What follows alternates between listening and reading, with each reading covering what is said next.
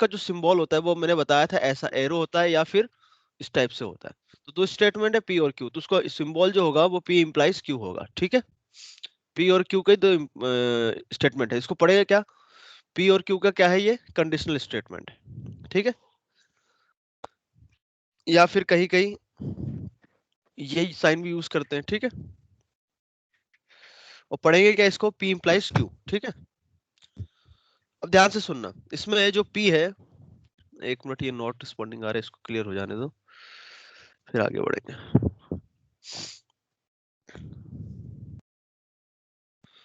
चलो सुनते जाओ। इसमें जो P है, P इंप्लाइज Q में जो P है वो आपका हाइपोथेसिस होगा, और Q जो है वो आपका कंक्लूजन कहलाएगा। ठीक है, P जो है वो हाइपोथेसिस है और Q क्या है, कंक्लूजन। ठीक है,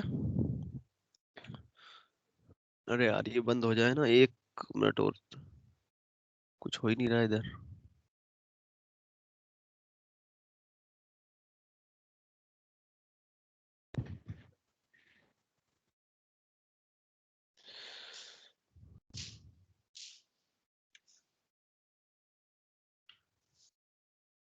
हम्म, ठीक है, तो P क्या है इसमें, आपका हाइपोथेसिस है, और Q क्या है, कंक्लूजन है।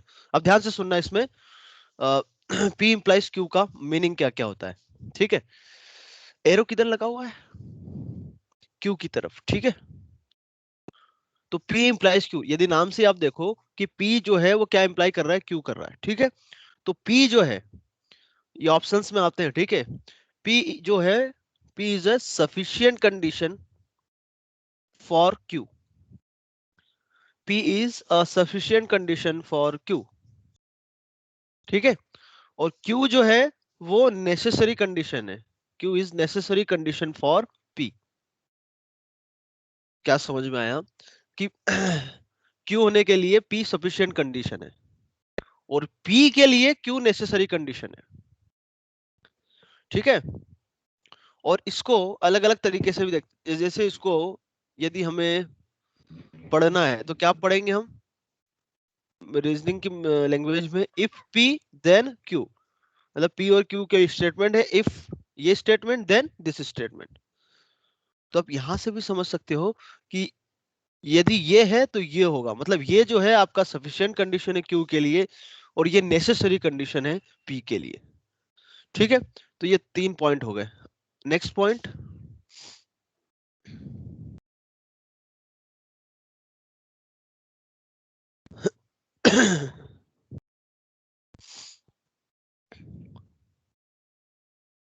और इसका जो मीनिंग होता है ना, इफ पी देन क्यू, इसको हम ऐसे भी लिखते हैं, P only if Q.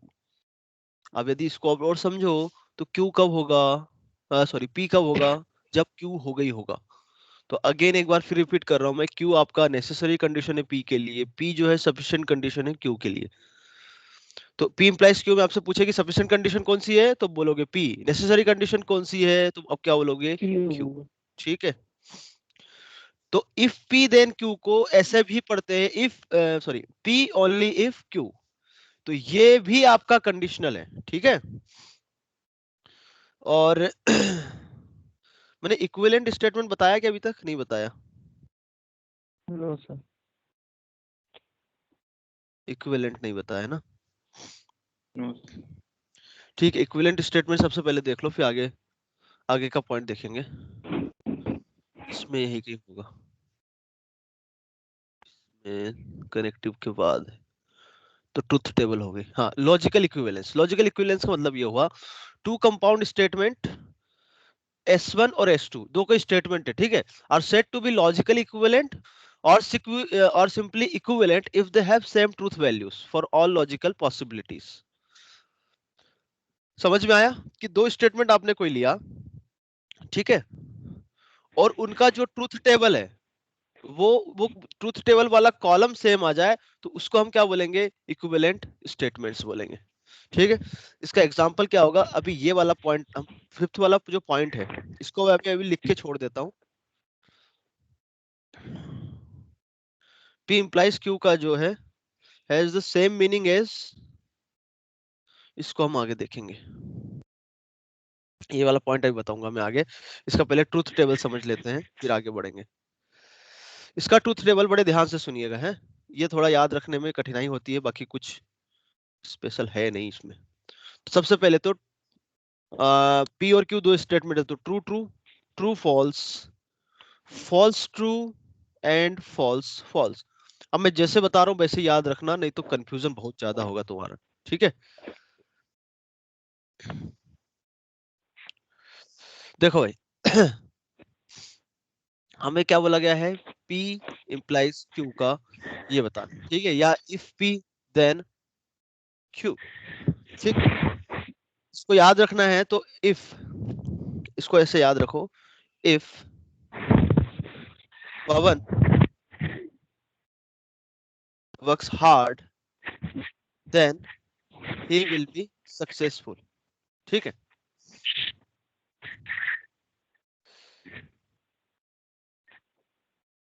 Okay ध्यान से सुनना। तो मान लो वो ये P ट्रू और Q ट्रू, मतलब ये ट्रू है, ट्रू मतलब 100% वो काम कर रहा है, तो क्या उसको सक्सेस मिलेगी या नहीं मिलेगी, बोलो। ये सफिशिएंट कंडीशन हो गई, ये नेसेसरी कंडीशन हो गई। सफिशिएंट कंडीशन क्या है, हार्ड वर्क। नेसेसरी कंडीशन क्या है, सक्सेस होना, सक्सेस मिलना। तो वर्क 100% वर्क करेगा तो उसको सक्सेस मिलेगी क्या, बोलो। यस मिलेगी, सर, यस इसमें तो सर। कोई डाउट नहीं है, ठीक है? अब इसके लिए if he works hard then he will be successful। अब यहाँ क्या बोला है कि ये तो ट्रू है कि 100% काम कर रहा है, 100% काम कर रहा है, बट उसको सक्सेस नहीं मिल रही है। क्या ऐसा हो सकता है क्या? तो ऐसा मतलब अपना स्पेशल केस मत बताना कि हम तो सब पढ़ते हैं सर, मार्क्स ही नहीं आते। तुम्हारा केस स्पेशल है, ठीक है। मैं एक जेन्युइन बात कर रहा हूँ कि वो भाई सब कुछ पढ़ा हुआ है, उसको रट्टा मार लिया किसी नोट से आपका पेपर आना है, तब भी वो पास नहीं हो पा रहा, तो ये तो कुछ गलत बात हुई ना। बात समझ में आ गई? अब अगला देखो, तो समझ में आ गया।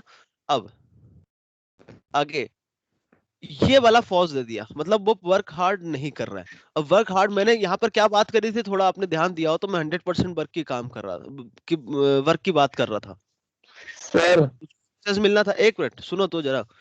अब मैंने बोला कि वो हार्ड वर्क नहीं कर रहा है, तो मैंने 100% का बोला था, मान लो उसने 80% काम किया या 60% या 50% किया, ठीक है, तो क्या उसको सक्सेस मिल सकती है क्या?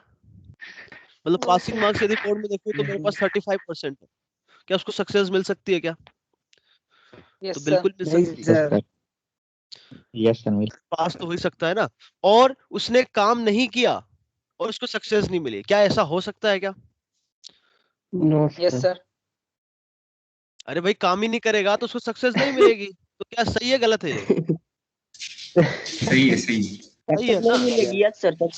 हाँ तो नहीं मिलेगी ना, सही। सही बात है। बोलो समझ में आया? अब ऐसे में क्यू इम्प्लाइज पी का बनाना है, तो ट्रू इम्प्लाइज ट्रू तो ट्रू होता है। अब इसको समझो, true implies true, true, true implies implies false, क्या होता है, फॉल्स। तो यहाँ पर Q इम्प्लाइज P है, तो मतलब F इम्प्लाइज ट्रू, तो वो क्या होगा, ट्रू। P इम्प्लाइज Q क्या था, F इम्प्लाइज ट्रू, ट्रू था। तो यहाँ पर क्या हो जाएगा, ट्रू इम्प्लाइज F, तो वो क्या हो जाएगा, F। और F इम्प्लाइज F क्या होता है, ट्रू। तो आप इसको याद रखने के लिए P इम्प्लाइज Q ये हर जगह ट्रू होता है, एक्सेप्ट नेसेसरी कंडीशन फॉल्स हो जाए और सफिशिएंट कंडीशन ट्रू हो जाए। बोलो। आवाज बंद कर लो यार, आज खत्म करना, नहीं तो आज भी खत्म नहीं हो पाएगा, समझ रहे हो? ये डिस्टर्बेंस हटा दूं।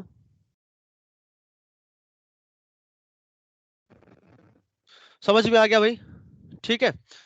अब इसको याद ऐसे ही रखना है। फिर से एक बार बता रहा हूँ, ये तो मैंने एक एग्जांपल दे दिया आपको। ये ट्रूथ टेबल कैसे याद रखना है कि ये हर जगह ट्रू होता है, एक्सेप्ट नेसेसरी कंडीशन फॉल्स हो जाए, सफिशिएंट कंडीशन ट्रू हो जाए।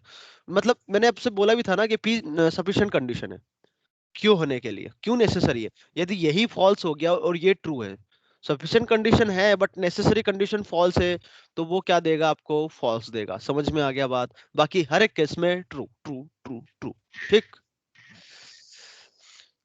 ओके अब मैं जो बात कर रहा था, इक्विवेलेंट स्टेटमेंट। इक्विवेलेंट स्टेटमेंट क्या होता है, ध्यान से सुनिएगा कि दो स्टेटमेंट है S1 और S2। ये लॉजिकल इक्विवेलेंट कब कहलाएंगे, जब जो ट्रू फॉल्स के जो कॉम्बिनेशन है उससे उनका जो ट्रूथ टेबल का जो कॉलम आए वो सेम आना चाहिए। समझ में आया नहीं आया? जैसे मैं आपसे बोलूं मैं ये, ध्यान से सुनिएगा कि आपके पास दो स्टेटमेंट है, एक P इंप्लाइज Q है और एक नेगेशन P, और क्या लिया था इसने, नेगेशन P और Q। क्या ये दोनों लॉजिकल इक्विवेलेंट है या फिर नहीं है? लॉजिकल इक्विवेलेंट या फिर इक्विवेलेंट एक ही बात है। तो इसके लिए हम क्या करेंगे, ट्रूथ टेबल बनाएंगे। यदि उनका कॉलम सेम आ गया तो वो क्या होंगे, इक्वली। तो P इंप्लाइज Q, ये तो अभी हमने बनाया था, एक बार फिर से बना लेंगे तो याद भी रहेगा हमें। ठीक है, तो P इंप्लाइज क्या होता है, true implies true, true true implies false, false false implies true, true false implies false, true. अब क्या बताना है, नेगेशन P और Q। तो नेगेशन P क्या होगा, सबसे पहले तो इसका नेगेशन, तो ट्रू का फॉल्स और फॉल्स का ट्रू। ठीक, अब हमें बनाना है नेगेशन P और Q। तो इन दोनों में क्या लेना है आपको, और तो ट्रू और फॉल्स, ट्रू फॉल्स और फॉल्स, फॉल्स ट्रू और ट्रू, ट्रू फॉल्स और ट्रू, ट्रू। अब आप ध्यान से देखिए कि हमारे पास जो स्टेटमेंट्स है कौन कौन से, P इंप्लाइज Q और ये। तो इसका यदि कॉलम में देखूं तो सेम P और Q पॉसिबिलिटीज के लिए P इंप्लाइज Q और नेगेशन P और Q का जो कॉलम है वो सेम है क्या, पहले ट्रू आ रहा है तो इधर भी फॉल्स है तो फॉल्स, ट्रू है तो ट्रू। तो ये दोनों स्टेटमेंट्स क्या कहलाएंगे, लॉजिकली इक्विवेलेंट या फिर सिंपली इक्विवेलेंट। समझ में आया नहीं आया, बोलो भाई। ठीक है, तो last two columns of the truth table are identical, hence compound statement this are equivalent. बस आपको कॉलम देखना है, यदि कॉलम में जो ट्रू और फॉल्स का कॉम्बिनेशन है यदि इक्वल है तो वो है। अब ये क्वेश्चन जो है ना बाकी के प्रैक्टिस ये वाले, खुद से आप बाद में जब सीट प्रोवाइड करूंगा ना तो आप कर लेना, ठीक है। अरे भाई समझ में आया इतना, जल्दी से बताओ। Yes sir. नहीं आया सर, फिर से हैं? थोड़ा रिपीट कर दीजिए। Yes sir. नहीं अरे आया भाई थोड़ा। ऐसे तो रीजनिंग तो हो गई नहीं कभी, क्या समझ में नहीं आया? आपको ट्रूथ टेबल बनाने को बोला है, ट्रूथ टेबल यदि कॉलम सेम आ रहा है तो वो इक्विवेलेंट है, नहीं हो रहा तो नहीं है। अब इसमें क्या समझ में नहीं आया बताओ? देखो एक टाइम पास करना है तो मैं भी उसके लिए तैयार हूँ, अब पढ़ना है तो उसके लिए भी बता दो। क्या समझ में नहीं आया, किसको डाउट था बताओ, बोलो भाई।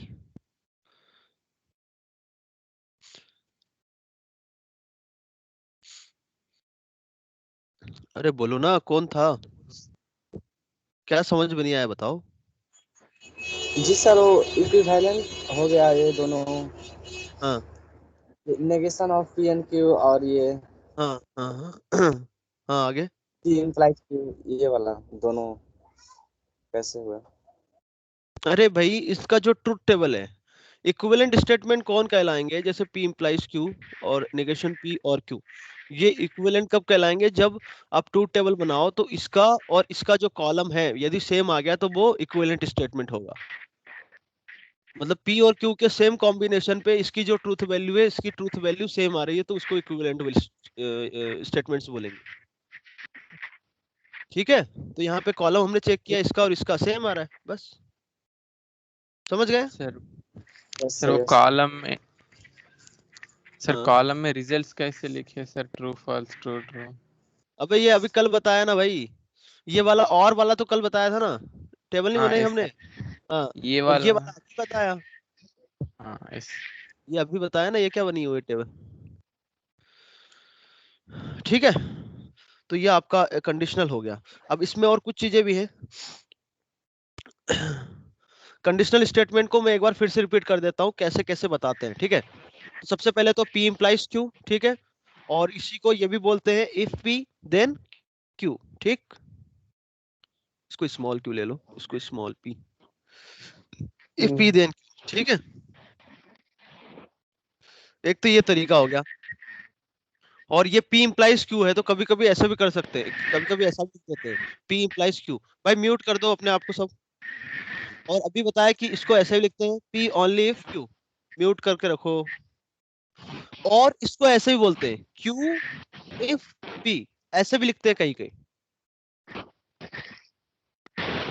और ऐसे बोलते हैं when ever P is true Q is true, ठीक है। और ऐसे बोलते हैं P इज सफिशिएंट, तो ये तो अभी बताया था शुरू में।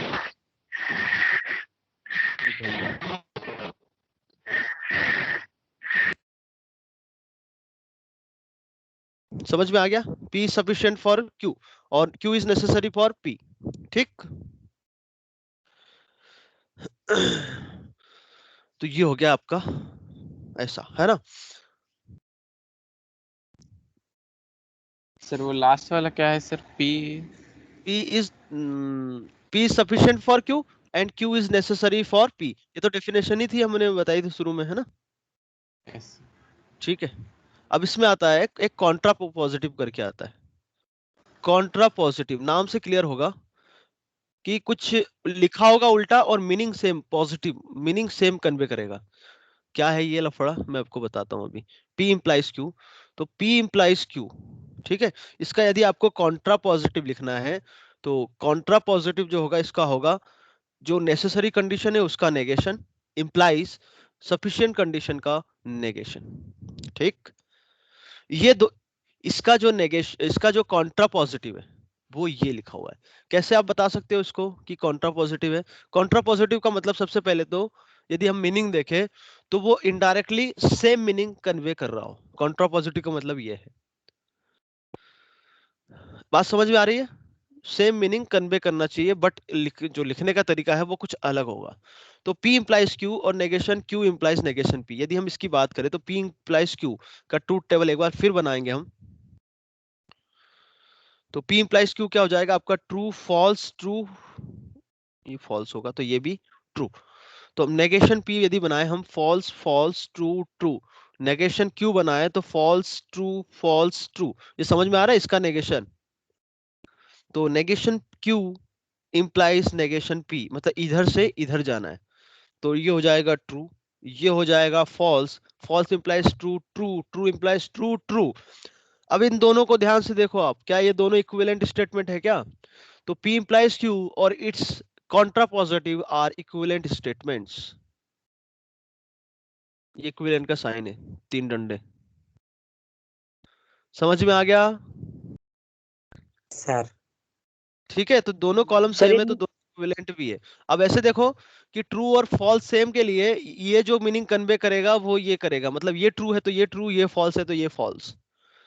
तो जो ओरिजिनल कंडीशनल स्टेटमेंट उसका Contra positive same meaning convey करता है। और ये ध्यान रखना कि कॉन्ट्रा पॉजिटिव ये नहीं होता है, मतलब कॉन्ट्रा पॉजिटिव मैंने P की जगह नेगेशन P डाल दिया और Q की जगह नेगेशन Q, तो ये इसका कॉन्ट्रा पॉजिटिव नहीं है। Negation of Q implies negation of P। Necessary condition का नेगेशन लो पहले, फिर इंप्लाइज सफिशिएंट कंडीशन का नेगेशन। ये ध्यान रखना, ये नहीं है, ये कॉन्ट्रा पॉजिटिव नहीं। ये क्या है वो आगे हम देखेंगे। ठीक है। जैसे आपसे बोला जाए for example, if Mohan is poet then he is intelligent, like that, ऐसा कुछ है ना? तो आपको इसका कॉन्ट्रा पॉजिटिव लिखना है, बड़े ध्यान से सुनिएगा। If Mohan is poet then he is intelligent, तो इसको मैंने बोल दिया स्टेटमेंट P, तो if P then he is intelligent, इसको Q, या फिर हम इसको लिखना चाहे तो ऐसे भी बोल सकते हैं। अब इसका कॉन्ट्रा पॉजिटिव लिखना है तो इसका कॉन्ट्रा पॉजिटिव क्या होगा? Negation of Q implies negation of P। तो इफ Q का नेगेशन, इसका negation he is not intelligent, if he is, sorry he की जगह मोहन आना चाहिए, if Mohan is not intelligent then negation of P, मतलब इसका negation he is not a poet, he is not a poet. क्या ये बात समझ में आ गई? बोलो। तो इसका कॉन्ट्रा पॉजिटिव ये हो गया। अब ये, अब इसका मीनिंग और इसका मीनिंग आपको यहां से यदि आप लैंग्वेज वाइज जाओगे ना तो आपको इतना क्लियर नहीं रहेगा कि ये और ये सेम मीनिंग कन्वे कर रहा है। हमने कैसे देखा? क्योंकि दोनों इक्विवेलेंट स्टेटमेंट होते हैं, कंडीशनल उसका कॉन्ट्रा। समझ में आ गया? Yes sir. ठीक है। अब आपका नेक्स्ट आता है bye conditional. Bye conditional statements, ठीक है। और इसको क्या लिखते हैं? If and only if. ठीक। इसका साइन, दो P और Q दो स्टेटमेंट है तो ये डबल इंप्लाइज, ये इधर भी एरो बनेगा इधर भी, या फिर ऐसे भी इसको कहीं कहीं लिखा जाता है। ठीक है। अब ये आप ऐसे समझो इसको, ये कंडीशनल का एक्सटेंशन हुआ इस टाइप से, ठीक है, एक टाइप से। तो इसका सिंबल तो ये हो गया, ठीक है। अब इसका मीनिंग क्या होता है कि P if and only if Q। वहां क्या था, P ओनली इफ Q, यहाँ पे P if and only if Q, and same as Q if and only if P। मतलब P कब होगा, जब आपका Q होगा, और ऐसे ही Q कब होगा, जब P होगा। मतलब यहाँ पर, वहां पर मतलब कंडीशनल में P ओनली इफ Q, ऐसा तो ये नहीं था कि Q ओनली इफ P, ऐसा तो नहीं था वहां पे। तो यहाँ पर आप देखो ध्यान से, तो P जो है सफिशिएंट कंडीशन भी है एंड नेसेसरी कंडीशन भी है, and same for Q। Q भी जो आपका sufficient and necessary condition for P। ये यहाँ पर क्या था, P सिर्फ सफिशिएंट कंडीशन था Q के लिए, P यहाँ पर sufficient and necessary condition for Q, and Q is sufficient and necessary condition for P। मतलब यहाँ पर एक दोनों होना जरूरी है, ठीक है। तो इसका ट्रूथ टेबल देख लेते हैं। तो P Q और P बाय कंडीशनल Q, वहां पे कंडीशनल मैंने बताया था P implies Q and Q implies P का अलग अलग टेबल बना था, राइट। तो यहाँ पे true true true false false true false false, P implies Q। यहाँ पर देखो, एक के बिना दूसरा नहीं हो सकता, तो ट्रू कंडीशनल ट्रू ट्रू होगा, true conditional yes false sir. ये फॉल्स होगा, false. False conditional true false होगा, false conditional false it's true. True. तो इसमें ये दोनों ट्रू हो या दोनों फॉल्स हो तब ट्रू होगा, अदरवाइज फॉल्स। पी और क्यू में दोनों ट्रू हो या दोनों फॉल्स हो तब ट्रू, अदरवाइज फॉल्स। और P इंप्लाइज Q और Q implies P, Q bye conditional P, दोनों एक ही बात होती है, ये भी एक ही बात है। आप देख सकते हो यहाँ से दोनों का ट्रूथ टेबल सेम है, मतलब दोनों इक्विवेलेंट है, ठीक है। तो आप इसको ऐसे लिखो या ऐसे लिखो, एक ही बात होती है। बट P इंप्लाइज Q और Q इंप्लाइज P दोनों अलग अलग चीजें होती है, अभी मैंने बताया था, ठीक है। अरे समझ में आ गया। Yes sir. आई कंडीशनल के कुछ एग्जांपल है, मैं लूं, एक minute. 1 is less than 7 if and only if 2 is less than 8। इस टाइप से वाई कंडीशनल का स्टेटमेंट हो गया। A triangle is equilateral if and only if it is equiangular, ठीक है। और इसको मैंने बताया था कि इफ एंड ओनली इफ को ऐसे भी लिखते हैं, आई डबल एफ करके। बोलो भाई क्या बोल रहे थे।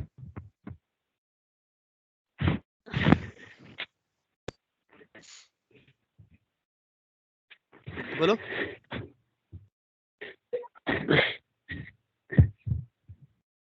बोलो यार, जल्दी बोलो। अच्छा चलो, उसकी आवाज नहीं आ रही, तब तक ये समझ लो आप, मैंने आपको अभी यहाँ बताया था।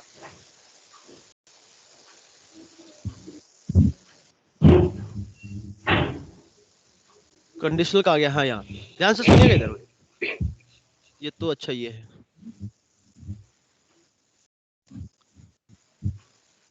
हाँ, ये P इंप्लाइज Q और Q इंप्लाइज P। यदि मैं आपसे यहाँ पर पूछूं कि भाई आप क्या करो इसको, कि मुझे ये बताओ आप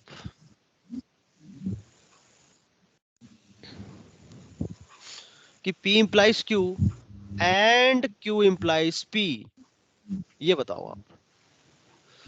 तो true and true true, false and true false, true and false false, true and true true, क्या ये और P बाय कंडीशनल Q, क्या यही उसका भी कॉलम बनेगा क्या।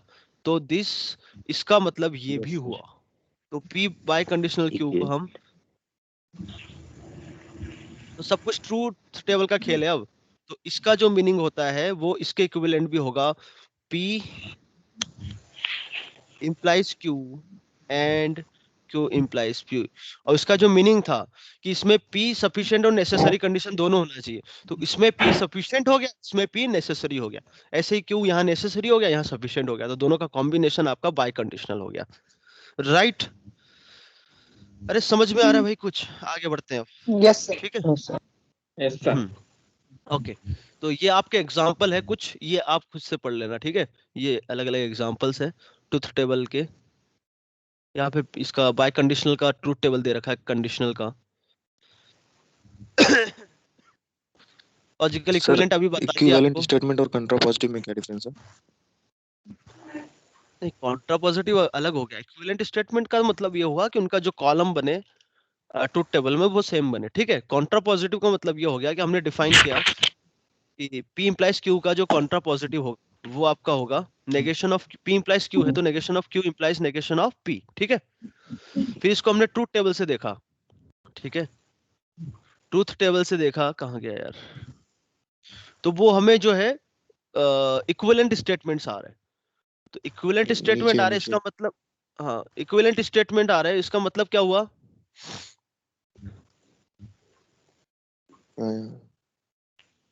यहाँ पर है, हाँ इक्विवेलेंट स्टेटमेंट आया मतलब वो दोनों सेम मीनिंग कन्वे कर रहे हैं।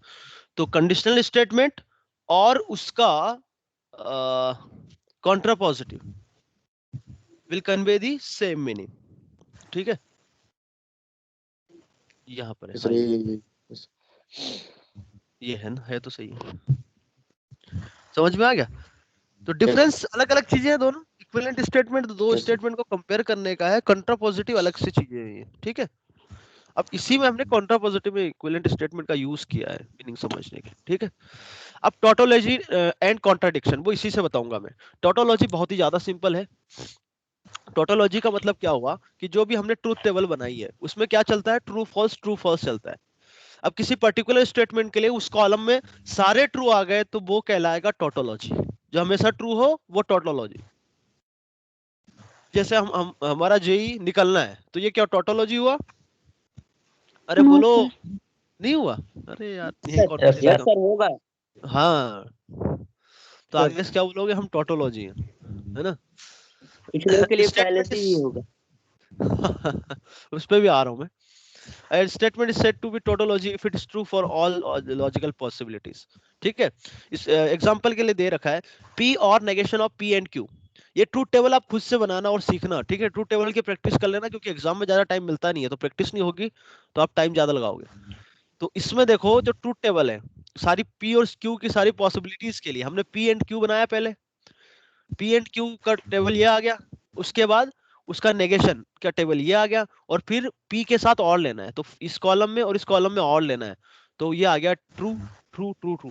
तो सारे जो इनपुट्स है वो ट्रू है, तो ये क्या हो गया आपका, ये जो स्टेटमेंट है P, कौन सा statement, P and negation P and Q, ये हमेशा ट्रू है तो ये टोटोलॉजी हो गया, ठीक है। तो इसको टोटोलॉजी देखना है तो ट्रूथ टेबल से देखना है, सिंपल। कॉन्ट्राडिक्शन इसका जस्ट उल्टा, यदि कॉलम में सारे इनपुट्स यदि एफ है या फॉल्स है तो वो क्या हो गया, फैलेसी या कॉन्ट्राडिक्शन। फैलेसी भी बोलते हैं इसको। Statement is contradiction if it is false for all logical possibilities, that is it is truth values always f denoted by c, और कहीं कहीं स्मॉल f से भी डिनोट करते हैं, ठीक है। इसको फैलेसी भी लिख लेना। टोटोलॉजी का जस्ट रिवर्स फैलेसी। अरे लिख लोगे ना भाई, हाँ। Clearly then the truth value. अब इसमें देखो हमने इसका ट्रूथ वैल्यू निकाला, वो ये आया, तो ये स्टेटमेंट क्या कहलाएगा, कॉन्ट्राडिक्शन या फिर फैलेसी, ठीक है। तो टोटोलॉजी का नेगेशन क्या होगा, फैलेसी, एंड फैलेसी का नेगेशन टोटोलॉजी, मतलब ट्रू। अच्छा, टोटोलॉजी को स्मॉल टी से रिप्रेजेंट करते हैं, लिख देता हूं मैं, और यदि आपको चाहिए होगा तो मैं ये शेयर भी कर दूंगा। टोटोलॉजी इसका ये होता है, और फैलेसी एफ या कॉन्ट्राडिक्शन तो सी, ठीक है। तो टोटोलॉजी का नेगेशन, ये नेगेशन का सिंबल होता है नॉट टी, ये किसके बराबर होगा, फैलेसी एफ के बराबर, और नेगेशन ऑफ एफ टी के बराबर, ठीक है। आगे बढ़ते हैं, ये एग्जांपल आप खुद से करते जाना, ठीक है। अब नेक्स्ट इंपॉर्टेंट टॉपिक है अलजेब्रा ऑफ स्टेटमेंट्स। हाँ बोलो सर क्वांटिफायर से एक टॉपिक था सर, वो नहीं समझ में आया, उसे शायद नहीं बताए हैं। हाँ हाँ, क्वांटिफायर आखिरी में देखेंगे, उससे कोई क्वेश्चन पूछता भी नहीं है इसलिए। Okay sir. Okay, algebra of statements. Algebra of statement देखो आप, कोई आपके पास तीन स्टेटमेंट है पी क्यू आर, ठीक है। देन लॉ ऑफ अलजेब्रा अलग अलग, आइडेम्पोटेंट लॉ। तो ये जो लॉ है ना, जैसे आपका सेट थ्योरी में चलता है वैसे ही, या फिर मैट्रिक्स में आपने पढ़ा होगा, मैट्रिसेस पढ़ा है ना, उसमें जो लॉ चलता है वैसे ही यहाँ चलेगा। मैट्रिसेस नहीं पढ़ा। मैट्रिसेस नहीं पढ़ा, सेट पढ़े हैं सर, मैट्रिक्स अभी नहीं पढ़ा। मैट्रिसेस नहीं पढ़ा होगा तो सेट एट तो पढ़ा है ना। Matrices sir. नहीं पढ़ा? Yes sir. मैट्रिक्स तो अपना ये सेट थ्योरी तो पढ़ी है ना, उसमें आइडेम्पोटेंट लॉ नहीं रहता, commutative law Yes, sir. Sets yes का, सर फिर पढ़े यस सर। एग्जैक्टली वैसे ही है। आइडेम्पोटेंट लॉ Yes, मतलब sir. P and P P. या फिर सबसे बढ़िया, यदि आपको कभी कुछ समझ में नहीं आए तो आप ट्रूथ टेबल बना लो बस। कभी कुछ समझ में नहीं आए तो ट्रूथ टेबल बना लो। तो पी एंड पी क्या होगा? पी एंड पी और पी क्या होगा? वो भी पी होगा। अरे समझते जाना भाई है। ये एरो दिख रहा है स्क्रीन पे? Yes Yes, sir. sir. हाँ, तो मैं कहाँ कहाँ चल रहा हूँ देखते जाना। तो आप इसको कैसे देख सकते हो? आप इसको ट्रूथ टेबल से देख सकते हो। P and P, true and true true, false and false false होता है। और में भी ऐसा ही। तो P जो है P एंड P के बराबर भी है और P और P के बराबर है। तो ये आइडेम्पोटेंट लॉ हो गया। कम्यूटेटिव लॉ बहुत ही सिंपल, कि A यूनियन B लिखूं या फिर B यूनियन A लिखूं, वही वाली बात यहाँ पर भी है। P एंड Q लिखूं या फिर Q एंड P लिखूं, एक ही बात है। ऐसे P और Q और Q और P। बोलो। सर ऐसे ही सब students are waiting in Yes, lobby. sir. Yes sir. Associative law जैसे उसमें भी होता है A union B union C, तो उसको मैं A union B union C, B union C का यूनियन करूं पहले या A यूनियन B करूं, एक ही बात है। और सेम फॉर इंटरसेक्शन। तो ऐसे ही यहाँ पर एंड के लिए और क्यू के लिए, इसमें कुछ बताने की जरूरत है क्या? बोलो जल्दी से। आप नो उसका सर। उसका ट्रूथ टेबल भी यहाँ पे बना हुआ देख सकते हो। तो इसका ट्रूथ टेबल इसका ट्रूथ टेबल और इसका ट्रूथ टेबल यहाँ पे देखो सेम आ रहा है। आप यहाँ से भी बता सकते हो कि दोनों इक्विवेलेंट है। ठीक है। और दूसरे का आप खुद सर बना सकते हो आगे। हाँ बोलो। Sir some of our students are waiting in lobby sir admit. Okay okay okay okay okay. या 7 स्टूडेंट्स हैं यार। जूम में जैसे होता है कि अपने आप एंट्री कर जाते हैं, इसमें ऐसा ऑप्शन आता है क्या?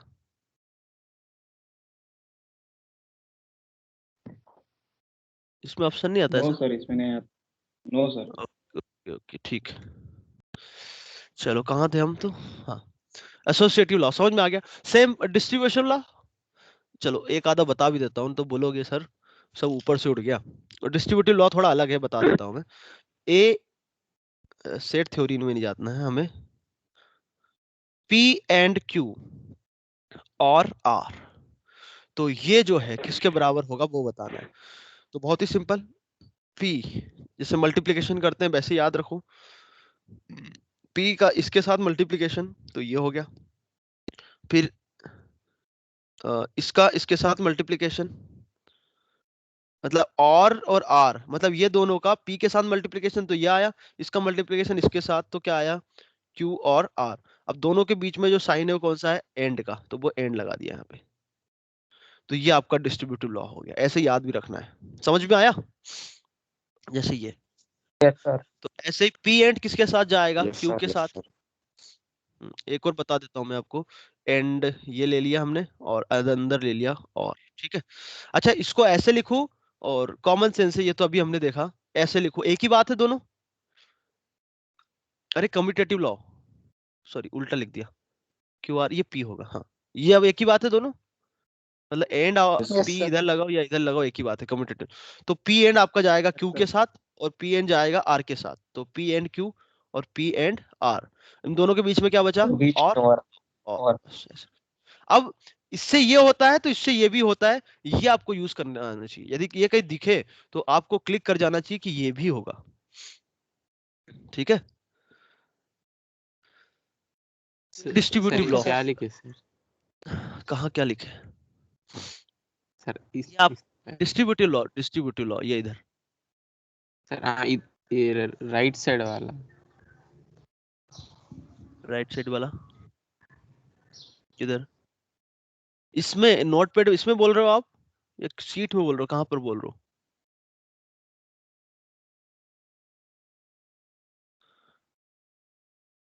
ठीक है। ऐसे ही ये वाले भी, P और Q एंड और, तो ऐसे ही P और Q के साथ जाएगा ऐसे।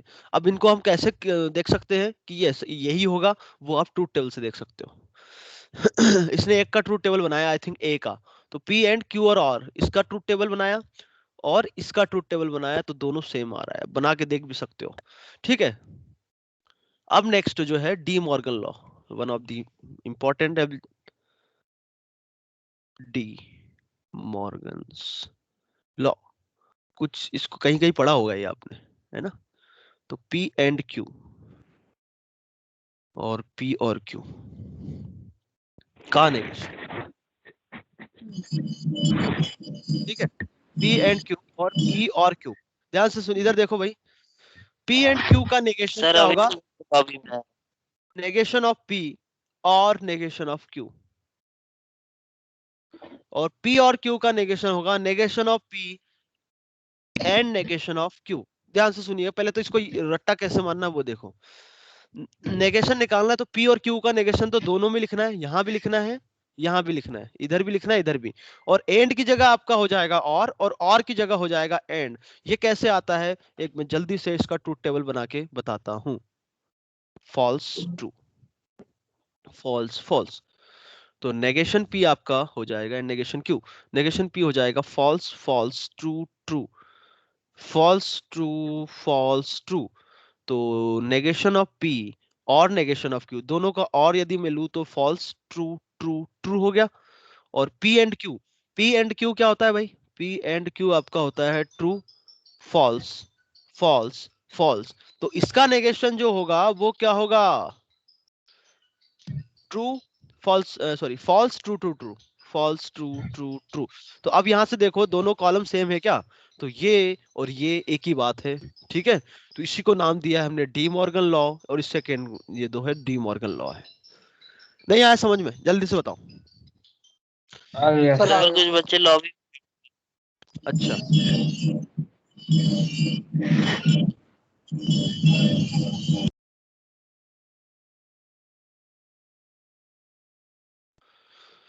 ओके,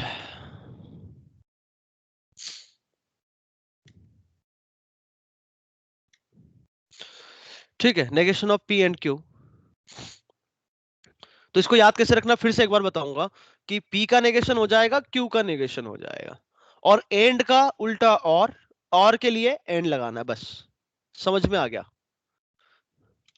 अब यहां से ट्रूथ टेबल ही बनी हुई है, आप चेक भी कर सकते हो। Okay, next is involution law और डबल नेगेशन लॉ। तो P का नेगेशन ये हो गया, और नेगेशन ऑफ P का नेगेशन तो वही हो गया। तो negation of negation P is nothing but P। इसमें कोई दिक्कत भाई? पहले P का नेगेशन लिया, फिर उस नेगेशन का नेगेशन लिया, तो सेम मीनिंग बताएगा। बोलो। Yes sir. ठीक है, और कोई वेटिंग है क्या?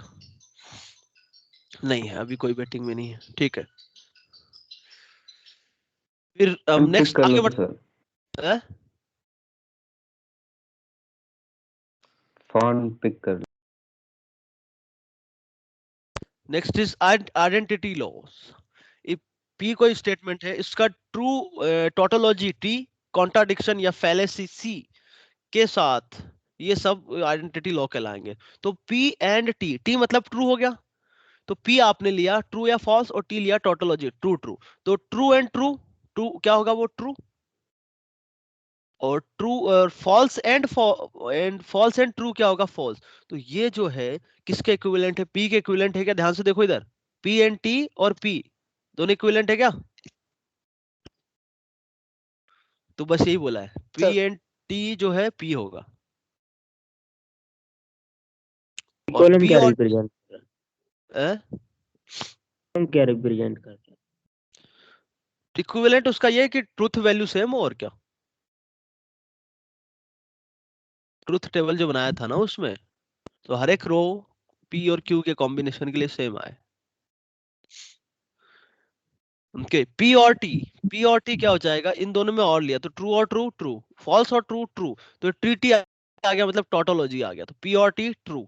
ऐसे ही P एंड C, P और C P के बराबर, आप यहां से ट्रूथ टेबल से देख सकते हो। ये आपका आइडेंटिटी लॉ हो गया। Next is complement laws. Again truth table से जाना है। P एंड नेगेशन P, तो P ये बनाया, नेगेशन दोनों में एंड लू तो मैं क्या आ गया? FF, तो मतलब ये फैलेसी या कॉन्ट्राडिक्शन आ गया। सेम फॉर P और नेगेशन ऑफ P, तो वो टोटोलॉजी आ गया। Negation of tautology is contradiction, negation of contradiction is tautology. Next is contrapositive loss, वो उसके बारे में हम ऑलरेडी डिस्कस कर चुके हैं। तो P implies Q is equivalent to negation of Q implies negation of P, and here it is the truth table of contrapositive law. Sir her statement का निगेशन पॉसिबल होगा? हाँ हाँ बिल्कुल होगा। अब ये आपसे पूछा गया, जैसे ये क्वेश्चन है, ये किसके इक्विवेलेंट है? तो एक तो ये हो गया इसमें कि इसका मैं ट्रूथ टेबल बना लूं। अब वो P के बराबर आ रहा है, नेगेशन P Q के बराबर या नेगेशन Q के बराबर। ध्यान से सुनिएगा मैं क्या बोल रहा हूँ। पर इसका इसका आप ट्रूथ टेबल बनाने जाओगे तो देख सकते हो बहुत लंबा जाएगा, बहुत लंबा ट्रूथ टेबल जाएगा। इसको हमने अलजेब्रा से किया। अलजेब्रा से कैसे किया इसको? सबसे पहले तो इस नेगेशन, जैसे यहाँ देखो सॉल्यूशन देखो, नेगेशन ऑफ P और Q और ये, ठीक है। तो ये नेगेशन को अंदर पहुंचाया कैसे? डी मॉर्गन लॉ से। तो P और Q का नेगेशन क्या होता है? Negation of P negation of Q, और की जगह क्या आ जाएगा? एंड। ठीक है, यहाँ तो वैसा चल ही रहा है। अब यहाँ पर आप ध्यान से देखो, ये डिस्ट्रीब्यूशन लॉ है कि नेगेशन P एंड के साथ नेगेशन ऑफ Q और Q, बोलो। और नेगेशन ऑफ Q और Q क्या होता है? टोटोलॉजी। और negation of P and true वो क्या होता है? नेगेशन ऑफ P होता है। अभी देखा ना, कोई स्टेटमेंट एंड T वो क्या होता है? वो स्टेटमेंट ही होता है। तो ये आपका नेगेशन P के बराबर है। तो अलजेब्रा से बड़ा आसान तरीके से हो गया। आया समझ में? ऐसे ही इस एग्जांपल को खुद से करना, आंसर निकालना आप। और भाई ये एग्जांपल खुद से कर ही लेना, नहीं तो गड़बड़ कर दोगे आप, ठीक है। अब हम आगे बढ़ेंगे नेगेशन ऑफ कंपाउंड स्टेटमेंट में।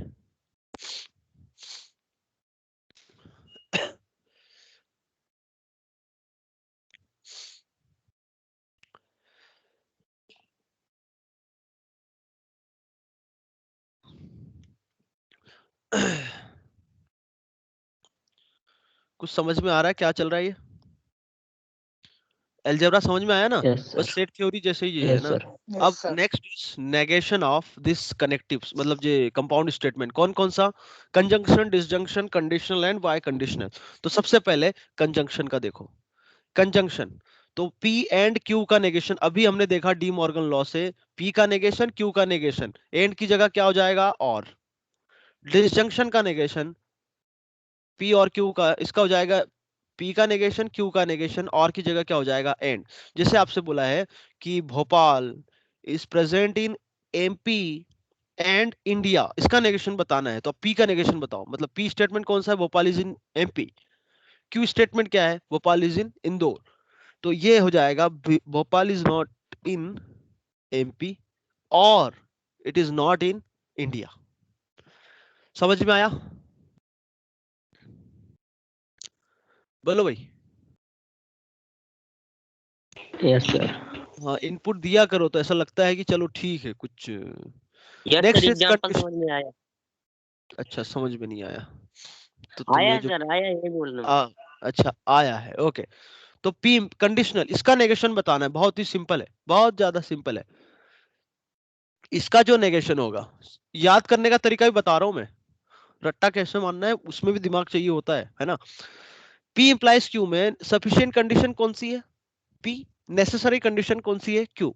अब मैं आपसे पूछूं कि P और Q में से दो में से किसी एक का नेगेशन रखना है, तो किसका नेगेशन ज्यादा फर्क डालेगा स्टेटमेंट पे? बोलो, थोड़ा दिमाग लगा के बोलो।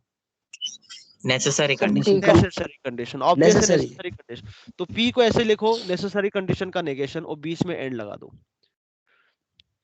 अब ये आया कैसे? तो वो तो तुम्हें पता ही है कैसे आया है। अरे बोलो कैसे आया है? Truth table. Truth table. बिल्कुल बिल्कुल बिल्कुल, बोलो नहीं तो इतनी देर में काम ही हो जाएगा। तो इसका नेगेशन हो गया ये, ठीक। इसका negation P and negation Q, negation Q हम यहाँ बनाते हैं तो फॉल्स ट्रू, फॉल्स ट्रू। अब इन दोनों में क्या लेना है? एंड लेना है। तो P and negation of Q, false true, false false. अब यहाँ से देखो क्या दोनों का ट्रूथ टेबल सेम है? अरे है ना? ठीक है। यस अब आपसे मैं बोल यस सर। कि अल्फा इंप्लाइज बीटा, इसका नेगेशन बताओ जल्दी से। तो क्या करोगे आप? नेसेसरी कंडीशन का नेगेशन, सफिशिएंट कंडीशन ऐसी, और दोनों के बीच में एंड। बोलो। अरे ठीक है भाई। अब यहाँ पर ठीक है मैं सर। अब मैं आपसे एक और क्वेश्चन पूछता हूँ कि P इंप्लाइज Q और नेगेशन ऑफ P और क्यू, क्या है दोनों सेम सेम मीनिंग बताएंगे या इक्विवेलेंट स्टेटमेंट है क्या? जल्दी से बताओ, क्या दोनों इक्विवेलेंट है या नहीं है? अरे है या नहीं है? है नो सर। है है सर। कैसे है सही। देखो, पहले तो अलाउ कर देता हूँ एक बार में, उसके बाद फिर देखेंगे है या नहीं है। ठीक है कैसे है देखो, इसका नेगेशन ये लिखा, इसको एक बार, इसका नेगेशन एक बार और लेता हूं तो वो यही आ जाएगा, और इसका नेगेशन लिया तो पी का नेगेशन, और negation of negation Q is Q, और एंड का क्या हो जाएगा और, तो ये जो लिखा हुआ है इसका नेगेशन लिखा हुआ है, तो this is nothing but this. अब यहां से इसका नेगेशन भी लिखोगे तो वो यही आएगा इसके बराबर। ये कुछ समझ में आ रहा है क्या बोल रहा हूं मैं? बोलो। Yes sir. तो ऐसे भी क्वेश्चन पूछे जाते हैं कि ये किसके थोड़ा इक्विवेलेंट है, रिपीट कर ऑप्शन दो, में कुछ दे रखा है। रिपीट कर दो सर जी थोड़ा लास्ट वाला। लास्ट वाला मैंने ये बोला कि P implies Q, और ये जो है नेगेशन ऑफ P और Q दोनों इक्विवेलेंट स्टेटमेंट है। क्यों? क्योंकि ये दोनों इक्विवेलेंट है, अभी हमने देखा। तो इसका नेगेशन में लूं तो नेगेशन ऑफ नेगेशन ये क्या होगा, यही होगा। और इसका यदि नेगेशन लूं तो P का नेगेशन, फिर Q का, मतलब नेगेशन ऑफ Q का नेगेशन तो Q होगा, और एंड का क्या हो जाएगा और, मतलब डी मॉर्गन लॉ और से यस सर। दोनों इक्विवेलेंट है। Yes sir. ओके, तो वो कंडीशनल था। अब नेक्स्ट है आपका बाय कंडीशनल, इसका नेगेशन। तो इसका नेगेशन बड़ा ही आसान है, बहुत ज्यादा आसान है इसका नेगेशन बनाना है। तो अभी हमने देखा था, क्या देखा था कि P implies Q का हम P एंड Q ये लिखेंगे, नहीं ये नहीं, ऐसा नहीं बोला था, क्या बोला था, P implies Q था और Q implies P, और दोनों में एंड। ठीक है, यही बोला था ना। मतलब इसको इसको भी याद कैसे रखना है कि P और Q दोनों सफिशिएंट नेसेसरी दोनों बनाना, दोनों बन गए वो। अब इसका नेगेशन चाहिए, तो ये नेगेशन पहले तो में, इसको कोई स्टेटमेंट नया मानो x, इसको कुछ मानो y, तो x एंड y का नेगेशन डी मॉर्गन लॉ से, तो वो हो जाएगा p एंड q का नेगेशन एंड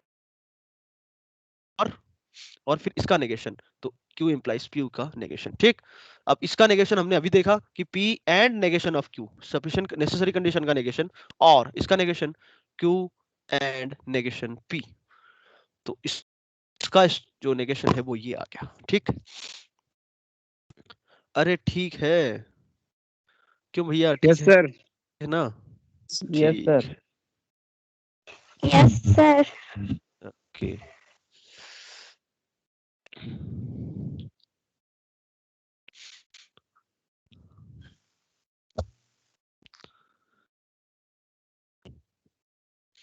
तो इसका आप इसका ट्रूथ टेबल बनाना, वो सेम एज इसका जो नेगेशन है इसके बराबर आएगा, तो फॉल्स ट्रू ट्रू फॉल्स। ठीक, अब यहाँ पर नेगेशन ऑफ पी में बनाओ, तो नेगेशन ऑफ पी क्या होगा, फॉल्स फॉल्स ट्रू ट्रू। ठीक है, तो negation of P implies Q by conditional Q क्या होगा, वो देखो इन दोनों में बाय कंडीशनल, तो ये हो जाएगा false false false true true false, नहीं false false true true true true, और ट्रू फॉल्स फॉल्स। तो आप देखो कि ये भी इक्विवेलेंट है, तो इसका नेगेशन जो है वो ये भी होता है, negation of p bye conditional q, also negation of q bye conditional p, ये भी होगा इसका नेगेशन।